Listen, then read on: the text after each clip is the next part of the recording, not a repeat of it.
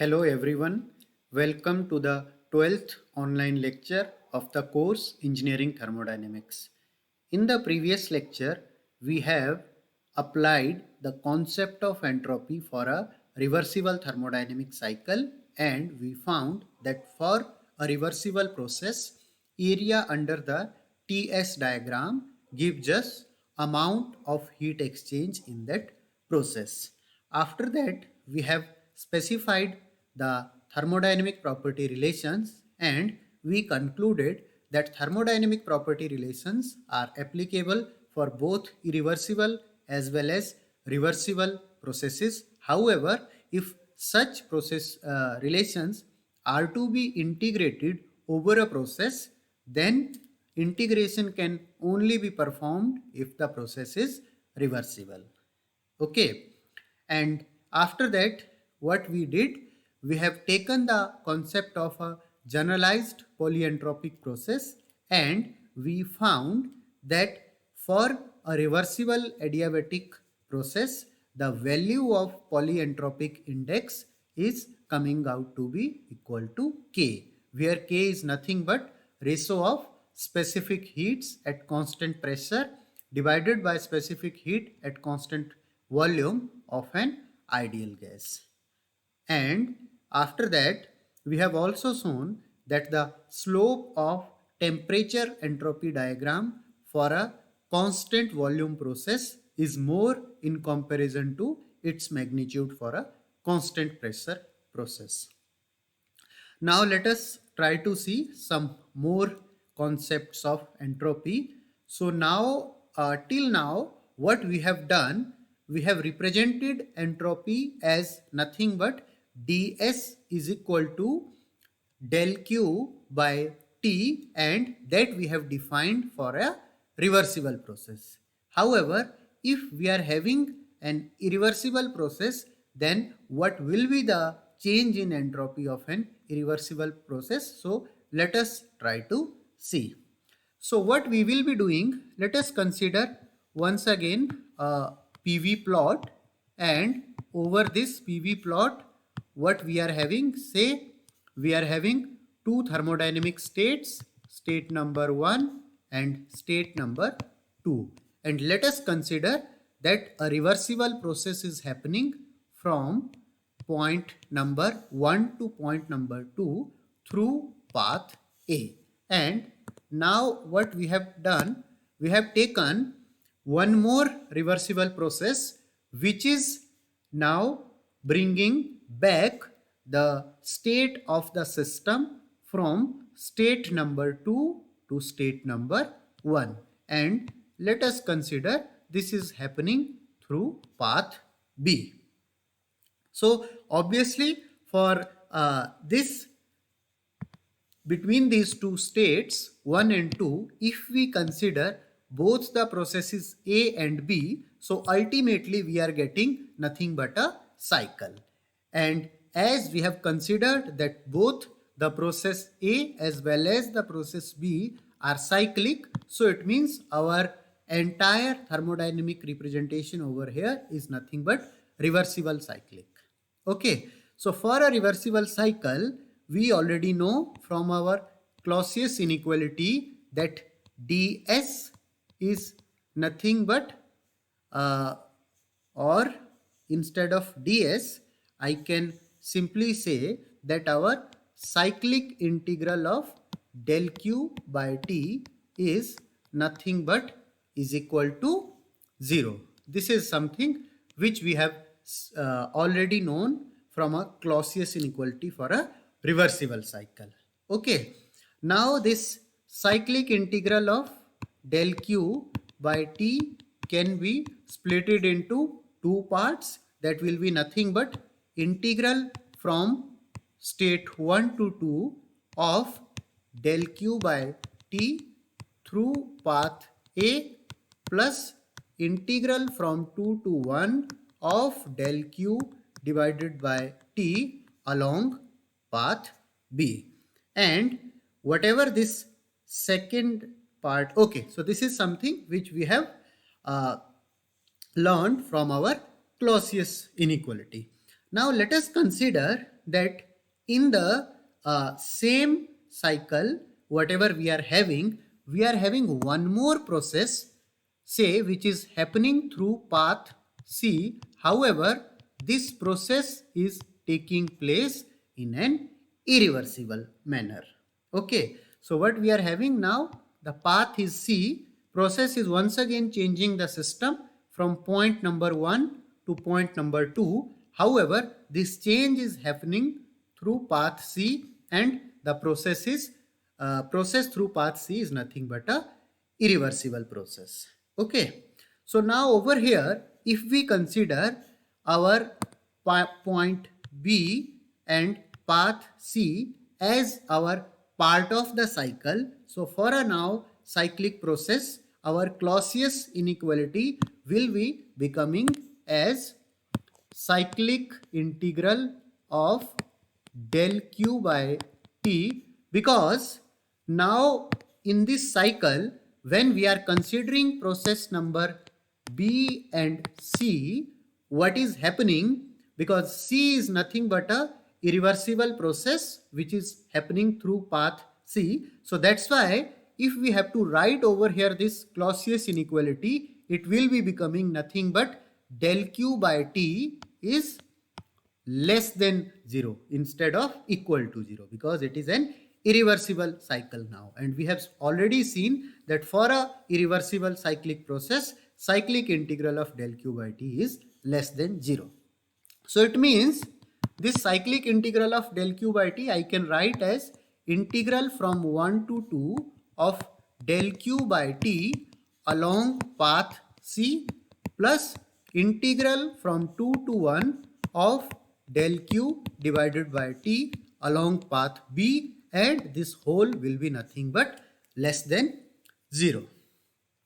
So it means now if we compare this part which is happening through processes C and B, and if I compare the previous part which is happening through process A and B, we can simply, if we simply compare the equations, we are finding over here that B portion is something which is common in both the cases. The only difference is coming in process A and process C. However, del q by t integral through process A is making this equality whole term equal to 0. However, when we are including the integral of del q by t through path C, it is making inequality and this whole term is coming less than 0. So it means the comparison of both the equations clearly tells us that integral 1 to 2 del q by t through path A is nothing but greater in comparison to integral 1 to 2 del q by t through path C. Okay, so this is something which we can derive by comparing the two equations, because second component of process B is same in both the equations. So the only difference is coming in the process A and process C. However, process A is making this equal to 0 and process C is making it less than 0. So that's why the integral of del q by t along path A will be greater always integral of 1 to 2 del q by t along path C. Okay. Now, one more thing we are having over here, we already know that cyclic integral of del q by t. So here I am writing for any process, so that's why cycle will not come. So we already know that integral of del q by t along a reversible process is nothing but equal to change in entropy of the system. So I can simply write it as nothing but S2 minus S1. That is something which we have already seen in our previous two lectures. So it means I can simply say that S2 minus S1, it means entropy change of the system is nothing but equal to integral from 1 to 2 del q by t along path A. Okay, and this del q by t along path A, because path A is nothing but a reversible path, and this is greater than 1 to 2 del q by t along path C, where path C is nothing but an irreversible path. Okay, so it means we have clearly found that S2 minus S1 entropy change during the process, because over here now whether we are going through path A or we are going through path C, the change in entropy will be same in both the cases. Why? Because entropy is something which is the property of the system. So that's why if we are having the definite defined states 1 and 2, whether the process is happening through path A or path C, irrespective of that, the change in value of the property will be remaining same. So I can simply say that S2 minus S1 will be nothing but greater than integral 1 to 2 del q by t along path C. Okay, so it means what we have come up with in conclusion, that in case of a reversible process, the integral of del q by t is directly giving us the change in value of the entropy. However, for a irreversible process, the integral of del q by t will not be sufficient to represent the change in entropy of the system. So it means entropy change of the system will be always greater than equal to integral of del q by t. Okay, so this is something which we can conclude over here. So in general form, I can say, because we have already seen that for a reversible process, ds is nothing but equal to del q by t.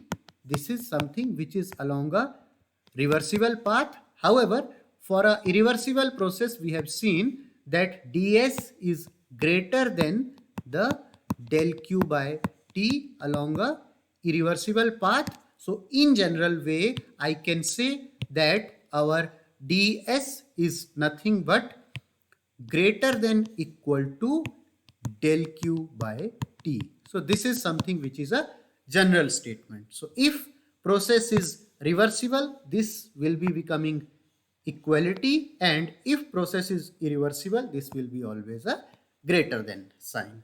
Okay, so it means that in case of an irreversible process, always the value of del q by t will not be representing the change in entropy. Rather, along with that, we should also have some more term which will be making the complete definition of entropy change, and which will be making it possible to determine the magnitude of entropy change. Okay, so this is something which we have concluded over here, and we found ultimately that ds is something in general form greater than equal to del q by t. Okay, now let us try to see that what is that term which is making this inequality as identical to that of equality. So that is something which is known as the entropy generation. Okay, so we are now having some term which is known as the generation of entropy. Okay, so what we will be doing over here, as we have already come to know that ds is nothing but greater than equal to del q by t, and for an irreversible process, this ds is nothing but greater than del q by t when the process is irreversible. So it means that this left hand side is greater in comparison to del q by t. So if I have to make this equal, I have to add some positive term over here. Okay, so what I will be doing, I will be writing ds equal to del q by T irreversible plus I will be writing some term that is something we call as delta S generation. So delta S generation is nothing but it is something which we are calling as generation of the entropy. Okay. So while the irreversible process is taking place, during that irreversible process, whatever in order to make the inequality of entropy as equality, we are adding some term, and this thing we have to remember that this term is nothing but this is always a positive term. Why? Because over here we are having greater than symbol. So greater than symbol shows that the magnitude of this del q by t is less. If this magnitude is less, it means what will be happening? We have to add some positive term over here which will be making this equal to that of the left hand side. So delta S generation is something which is always a positive term that we have now concluded over here. Okay. How? Let me try to explain once again. We have now written that ds is nothing but del q by t plus delta S generation. Now if process is reversible, already this equality will hold if this is holding. So nothing but this term we have to make identical to that of 0. Okay, so that will be happening for a reversible process. However, if process is irreversible, then obviously this term will be less, and in that case delta S has to be some positive term. So if we are having a irreversible process, so it means that this delta S generation is something which is holding the limits, something like this, that delta S generation has to be always greater than equal to 0, whereas it will be 0 for a reversible process and it will be positive for a irreversible process. Okay. Now with the help of this concept only, let us try to see one very important statement. So if you recall my previous lecture, you will be finding that I have given a statement that every reversible adiabatic process we can call as an isentropic process. However, every isentropic process we cannot call as reversible adiabatic process. So how? Let us try to see. Let us consider first that our process is nothing but reversible as well as adiabatic. So if we are having a reversible adiabatic process, it means this term over here, what will be happening for a reversible adiabatic process? If process is adiabatic, delta q is 0. So this term over here, delta q by t, will be becoming nothing but is equal to 0. Okay, if process is adiabatic.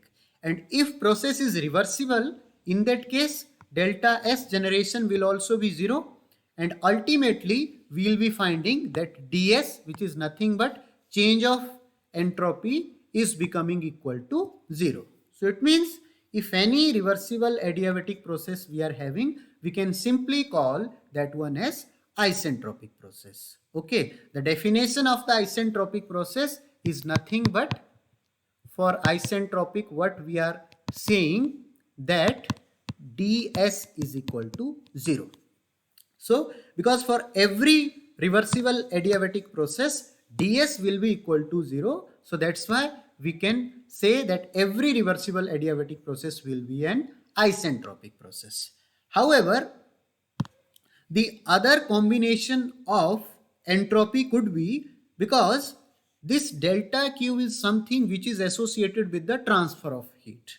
Now another situation we can consider where, say, process is not adiabatic nor it is reversible, but in that case what is happening, say delta Q amount of heat is going out of the system. if delta Q amount of heat is going out of the system, what will be happening? This delta Q by T term will be becoming negative. Okay, if this heat is going out of the system, obviously the sign of delta Q will be negative. So the magnitude of this term will comes out to be negative. Now let us consider that for a certain process, the magnitude of delta Q by T is coming out to be X, and this is something where heat is going out of the system. So this X will be nothing but having negative sign. Now let us consider that during that removal of the heat, the process was nothing but irreversible. And during that irreversible process, obviously what will be happening? There will be certain amount of heat generation also. And let us consider the process has happened in such a manner so that the amount of generation of entropy was nothing but equal to plus X. So in that case, what will be happening? Now if you try to see, the first component is minus X and the second component is plus X. So ultimately, you will be finding your outcome as and change of entropy is nothing but equal to 0. So it means because change of entropy is equal to 0, so obviously you have to call this process as nothing but an isentropic process. However, it is neither reversible nor it is adiabatic, because over here you are having some term associated with the heat transfer and some term associated with the entropy generation also. So it means this proves our point that every isentropic process we cannot claim it as to be reversible adiabatic. However, every reversible adiabatic process will be always an isentropic process. Okay, so this is something, this statement I have told in the previous lecture. Now we have seen the proof of this statement. Okay, so now what we have done over here, now if we try to see in the definition of entropy change, we are having two terms, del Q by T, and another term we are having as nothing but delta S generation. So now what will be happening? This delta Q by T term is something which is associated with the heat transfer. So if heat is being added to the system, then it will be having positive sign. So positive sign when heat is added.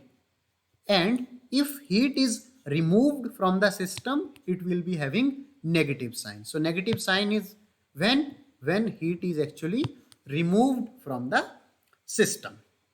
And delta S generation is something for which limit already we have seen as nothing but greater than equal to 0. So if this limit is greater than equal to 0 for delta S generation, it means it will always be a positive quantity. Okay, since it is always a positive quantity, so what will be happening?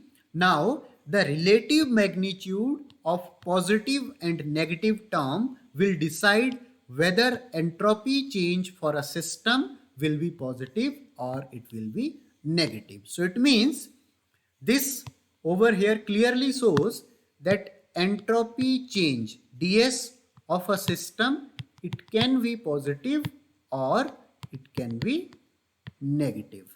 Okay, so entropy change of a system can be positive or negative. How it will be decided? It will be depending upon the amount of heat removed, the magnitude of del Q by T in case of a heat removal process and amount of heat generated. Okay. So now also if you try to see this generalized definition of change of entropy, you will be finding that here we are having two terms. One is associated with heat transfer and another term we are calling as entropy generation, and this term is something which is associated with the irreversibilities. Okay, so what is the mode of generation of entropy? So if you try to see and recall our lecture on the concept of reversible and irreversible processes, you will be finding that we have studied some factors which causes the irreversibilities. Okay, so some of these factors were nothing but friction. Then second factor were free expansion or unrestrained expansion. Another factor were heat transfer through finite dt, so finite temperature difference. So all these are the factors which are actually responsible for generation of entropy in case of irreversible processes. Okay, so this point we have seen over here. So it means we have drawn a few important conclusions. The one of the important conclusion is that delta S generation will always be greater than equal to 0. It means its magnitude will always be positive, and this is something which is associated with the irreversibility of the process. So factors such as friction, free expansion, and heat transfer through finite difference, temperature difference, and many other factors which are responsible for the irreversibility in a system will be actually leading to the generation of entropy.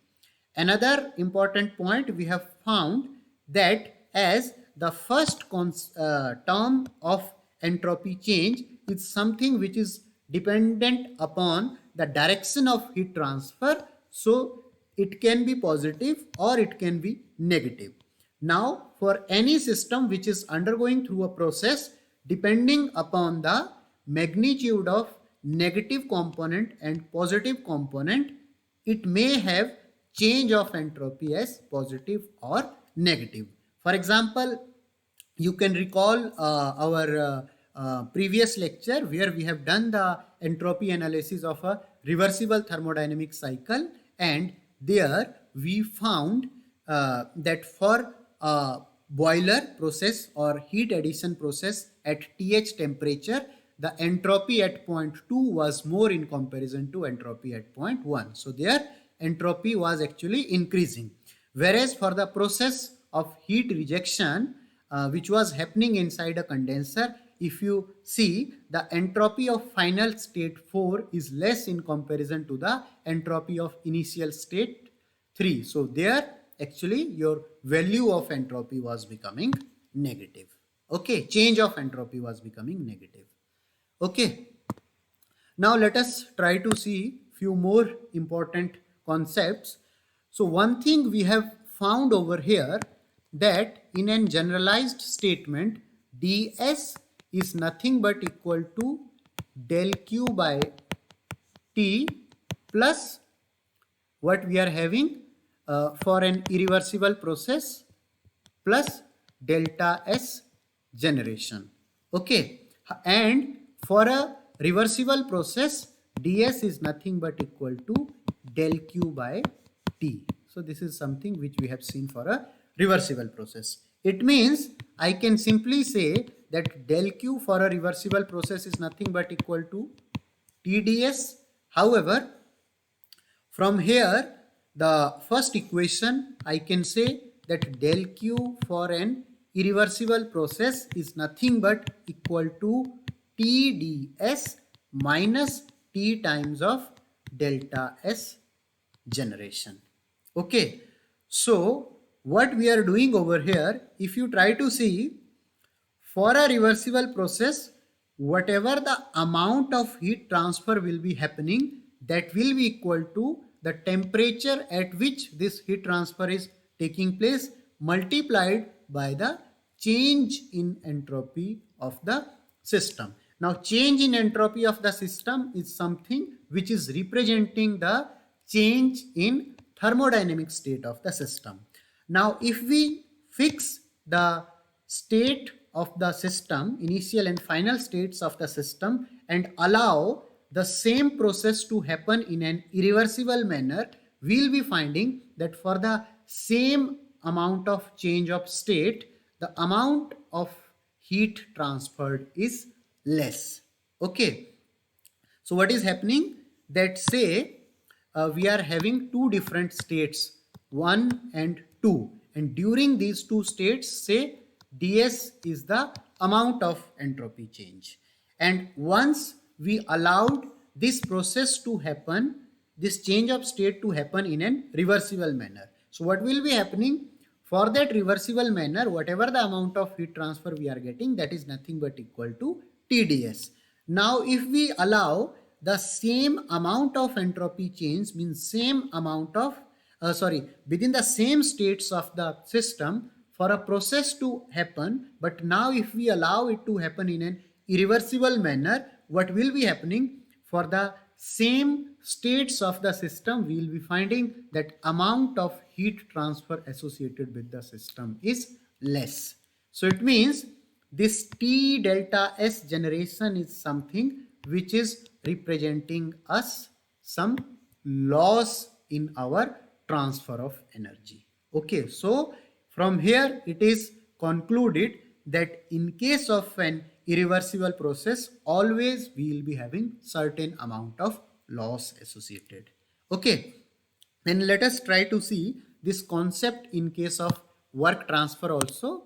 So when we do the transfer of work, what we will be writing? Let us write first law of thermodynamics. So first law of thermodynamics says del Q minus del W is nothing but equal to du. Now over here, if we write the first property relation, we also know that first property relation says TdS is equal to nothing but P into dV plus du.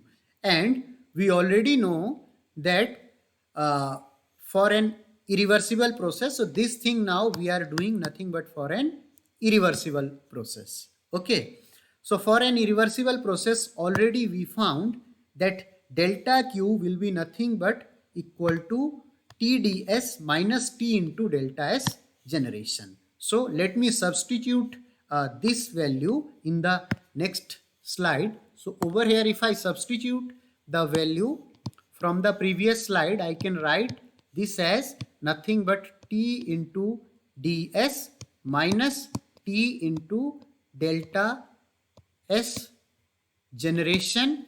Okay, and then minus delta W is equal to du. Okay, now what we can do, we can substitute the value of du from this property relation. So if we substitute the value of du from property relation, what we are finding, that TdS minus du is becoming nothing but equal to PdV. So this TdS minus du I can simply write as equal to PdV minus T delta S generation, and that is nothing but will becoming identical to our delta W in an irreversible process. So what we have now concluded? So now we have concluded that in case of irreversible process, our work is not equal to PdV. Rather, our work is nothing but PdV minus T times delta S generation. Okay, so it means that in case of an irreversible process, whatever the amount of work we will be getting, that will always be less than the PdV work. And PdV work is something which is nothing but delta W in an reversible process. So it means we can write that delta W irreversible is nothing but delta W reversible minus T times delta S generation. So it means the work done in an irreversible process will be always less in comparison to work done in an reversible process. And this T into delta S generation is something which is sometimes known as lost work also. Okay, so this is not if I am writing it as lost work, you don't consider it as something which will be exchanging across the boundary of the system in the form of energy. But why it is called as lost work? Because it is leading to some loss in the net output of the work, whatever we are getting from an irreversible process. Okay, because it is representing some loss to the net amount of work, so that's why we are calling it as nothing but lost work. However, it is not identical to that of energy, which is passing across the boundaries of the system. Okay, so over here we have made few important conclusion that in a process, if the process is happening in a reversible fashion, then we will be having the maximum possible amount of heat transfer as well as the work transfer associated with it. However, in irreversible processes, always the amount of heat and work transfer will be less in comparison to that of a reversible process. Okay, so this is something which is true for the work producing devices. However, if you talk about work consuming devices, it means that if you have to say do a compression of a piston cylinder system. So compression of a piston cylinder system is something which will be consuming the work. Now, if you are compressing a piston cylinder system in reversible manner, it will be taking only equal to PDV work. However, if you are compressing it in an irreversible manner, then the work will be becoming PDV plus delta S generation. Okay, so that you can see for the work consuming devices. So it means that work producing devices produce less work in an irreversible manner, and work consuming devices consumes more work in the irreversible manners. Okay. So over here also we are having some important points that if we are having any process plotted either on PV diagram or on TS diagram, and if that process is happening in an irreversible fashion, then obviously the area under that process is something which will not be equal to that of a area under that process will not be equal to that of the amount of work and heat transfer. So that's why whenever we'll be plotting any irreversible process either on a PV diagram or on a TS diagram or any other property diagram, we always represent that with the help of dashed lines. The reason of representing with dashed lines is that area under this curve now will not be identical to that of work and heat transfer. Okay, that is something which is only true for the case of the reversible processes. Okay, so this is something which we have seen over here. Now let us try to see one important concept, which is something known as the principle of increase of entropy or principle of entropy increasing. Okay, so just now what we have done, we have seen the basic formulations of concept of entropy change for an irreversible process, and we also derived some important conclusions. Now let us try to see our next topic, which is something known as the principle of increase of entropy. Okay, so as per this principle, the delta S change of the universe will always be positive. Okay, it means entropy change of the universe will always be positive. So that's why if entropy change is always positive, so what will be happening? The entropy of the universe will be increasing always. So that is something which is known as the principle of increase of entropy. Now let us try to see this principle with the help of some example, but before that let us understand that what is universe over here. So what we do, we have already seen that anything which is under observation and enclosed by the boundary may be real or imaginary, that is something which we call as system. and anything outside the boundary of the system is something which we call as surrounding to this system. Okay.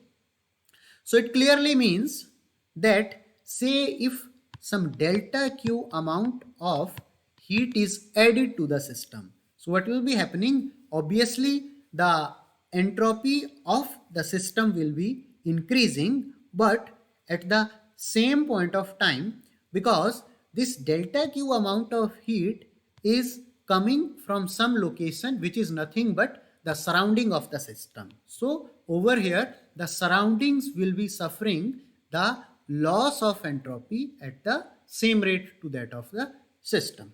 Okay. Now if we take any arbitrary boundary which include both the systems and surroundings. So it means whatever entire thing we are having in our surrounding, which is including the both the system as well as the surrounding of the system, that is something which we call as universe. Okay. Now the principle of increase of entropy says that entropy change of the universe will always be positive. It means entropy of the universe will always be increasing. So over here now we have seen that what is the difference between system, surrounding and universe. Universe is something which includes the entire domain of the system as well as the entire surroundings. Okay. So now let us try to see this with the help of an example. So let us consider that this entire is our world. Okay, so this is something which is our entire world. Say this I have called as control volume C. Now let us consider that inside this our entire world, what we are having two more domains or two more subsystems which I am calling as say system A and system B, and the system A and system B are arranged in such a fashion so that they are having some common boundary between them. Now let us consider that delta or say QA amount of heat is added to this system A from the control volume C, which is surrounding to system A at temperature TA. And this system A has say transferred some heat QB and from A to B, and this transfer of heat has taken place at temperature TB. Now this B system say has transferred some heat QC at temperature TC, okay, to the control volume C. Similarly, consider that we are having some transfer of work also. So say it is adding some work to this C, then this is adding some work B, and then this is doing some work A over here. Okay. Now what we will be doing for these entire systems, we will try to write first the conservation of energy and conservation of entropy first for the individual domain, and then let us try to see for our entire world or entire universe. Okay. So what will be happening? Say while this transfer has happened, all these systems has changed, say from their initial state, state number 1, to their final state, state number 2. Okay. So now if I consider the conservation of energy first, so let me first try to write down the conservation of energy. So if I first write the conservation of energy for domain A, I can write E2 minus E1 for system A will be nothing but, now if you try to see, A is receiving QA amount of heat and it is rejecting QB amount of heat. So I can write QA minus QB, and in terms of work, if we see, it is receiving WB amount of work and it is doing or removing WA amount of work. So I can write minus WA plus WB. Okay. Similarly, let us write E2 minus E1 for system B. So for that, what is happening for system B? It is receiving QB amount of heat and QC amount of heat is going out. So it will be QB minus QC, and if we see the work interaction, WC is added, WB is going out. Okay, so minus WB plus WC. Then similarly, if we write E2 minus E1 of system C, what we will be finding?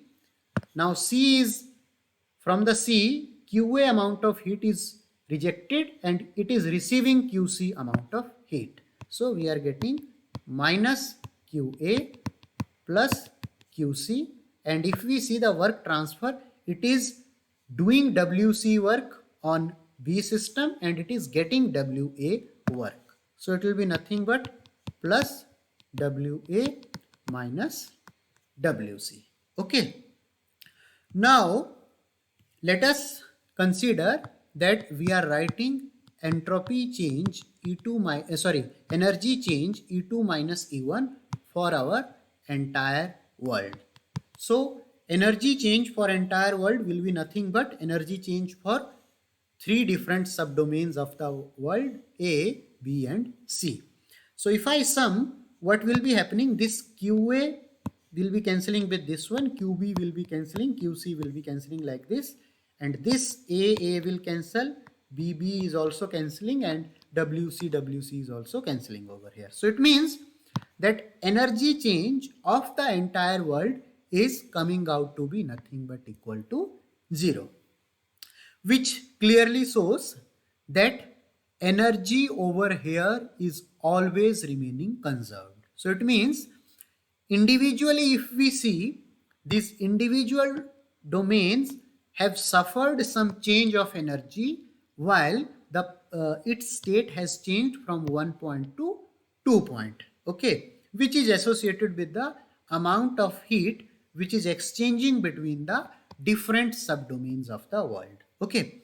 However, ultimately, if we try to write down the balance of energy for the whole universe or for the entire world, we are finding that though the process state has changed for individual domains, however, for the entire world, the change in energy is nothing but equal to 0. So it means energy is something which cannot be created and cannot be destroyed. However, what we are doing between the different subdomains, we are transferring from one subdomain to another subdomain. Okay. So we can clearly say that for energy, we can say the conservation of energy, that it cannot be created, cannot be destroyed. However, it is transferring between the different submediums, and in the submediums, their state of change is happening accordingly. For the entire world, its change is something which is not happening, so it means it is a conserved quantity. Now let us try to do the same thing for the conservation of entropy also. Okay, so for entropy, what I can do, S2 minus S1 for system A, what I can write, if you try to see for system A, what is happening, QA amount of heat is added at temperature TA and QB heat is added removed at temperature TB. So I can simply write it as QA divided by TA minus QB divided by TB. Now if we consider some irreversibility is also associated with the heat transfer, because there the temperatures of different mediums are different, so we will be writing some entropy generation term SA. Now same thing, if I write S2 minus S1 for B, then it will be becoming, for B, QB is added and QC is removed. So it is becoming QB divided by TB minus QC divided by TC plus, say, generation associated with it is SA. B.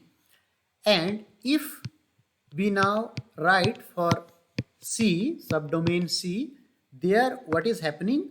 C is getting QC amount of heat and QA amount of heat is removed from it. So minus QA divided by TA plus QC divided by TC plus, say, entropy generation associated is SC.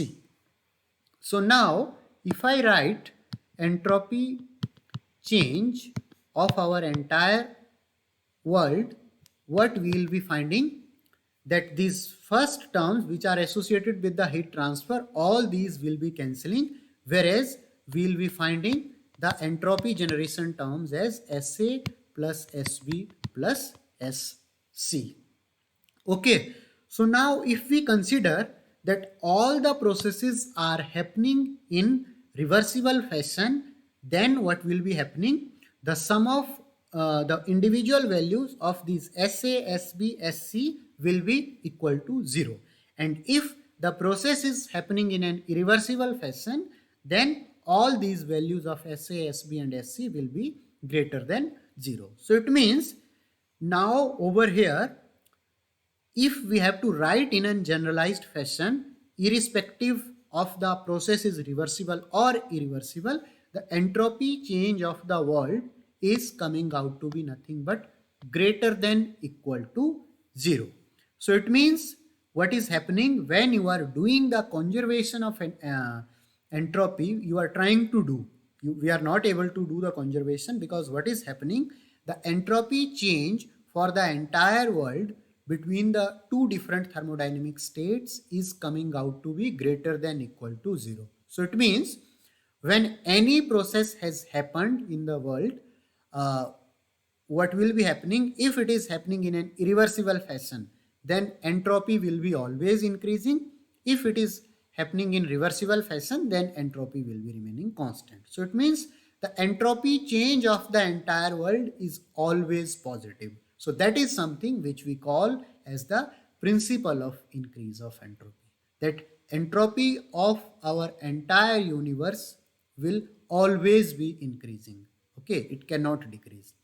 However, for an individual process within an system, within an individual system, there can be decrease of entropy or entropy change can come negative. However, for the entire world, entropy change will always be positive, and this is something which we call as the principle of increase of entropy. Okay, now let us try to see one more example which illustrates the principle of increase of entropy. So let us consider we are having some system A, then we are having another system outside it as B, and then we are having the surrounding as C.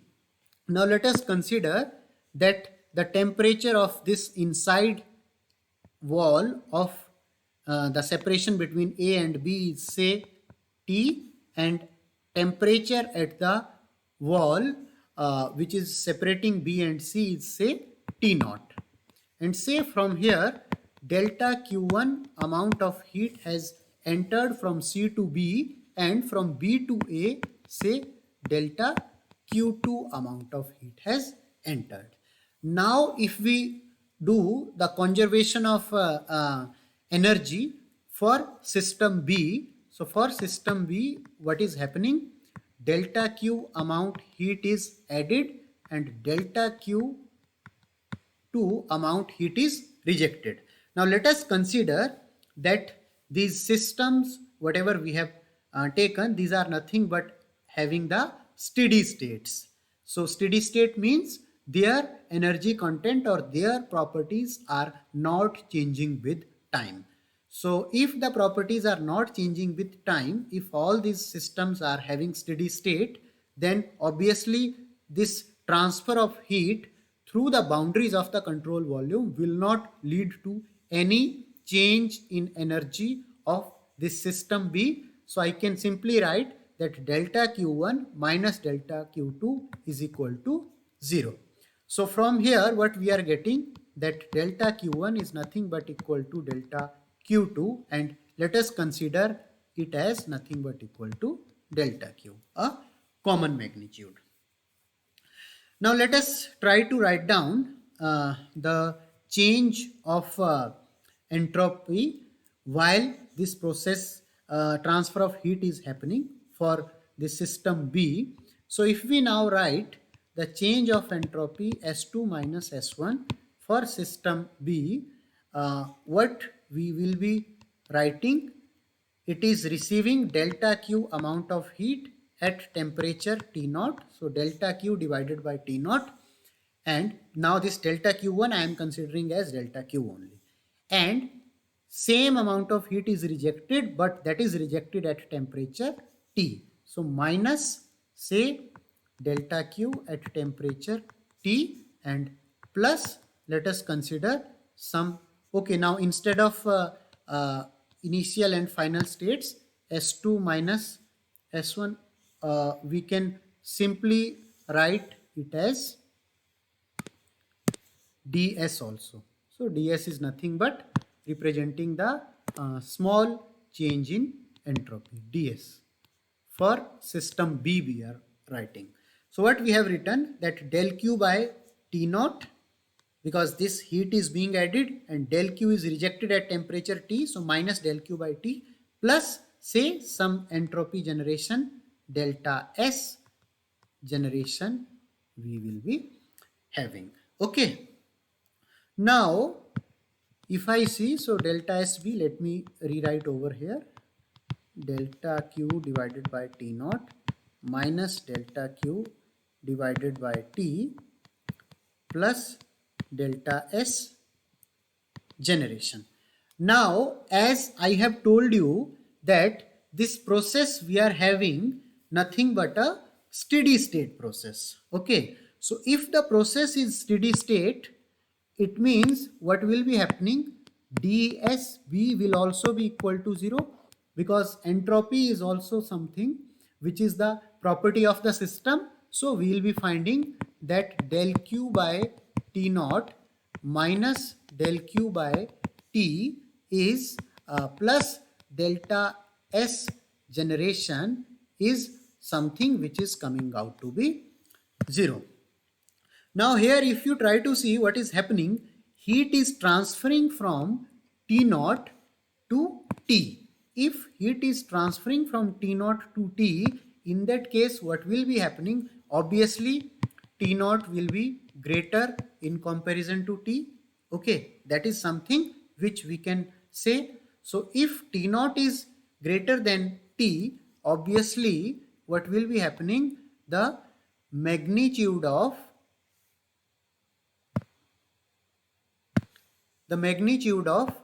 delta Q divided by T naught will be, because T naught is more, so the magnitude of delta Q divided by T naught will be less in comparison to the magnitude of delta Q divided by T. So simply I can write that delta S generation is equal to nothing but delta Q I can take common. So if I am taking delta Q common, I can write this as 1 by T minus 1 by T naught. Now just now I have told you that T naught is greater than T. So if T naught is greater than T, 1 by T naught, this term will always be less in comparison to 1 by T term. So it means delta S generation we will be finding that is nothing but equal to greater than 0. Okay.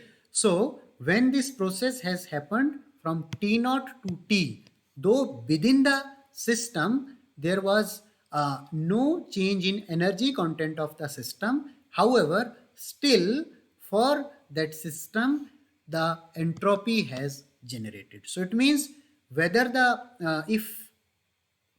process is happening in reversible fashion or irreversible fashion. If it is in reversible fashion, then obviously delta S generation will be equal to 0. But if it is in irreversible fashion, though the process is happening in a steady state manner, but still we will be finding that we will be having certain amount of generation of entropy. Okay, so that is something which we have seen from the principle of conservation of principle of increase of entropy. Now after this, we are having one very important topic which is known as the entropy rate equation or implications of the entropy equations for our open systems. Open systems are nothing but our control volume systems. Okay. So let us try to take these topics in our next lecture. So I will stop over here. See you all in the next lecture.